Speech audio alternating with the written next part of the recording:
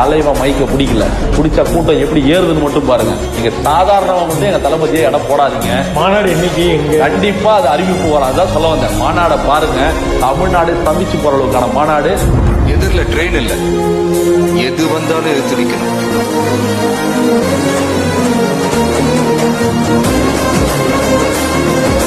நல்லதே நடக்கும், வெற்றி நிச்சயம்.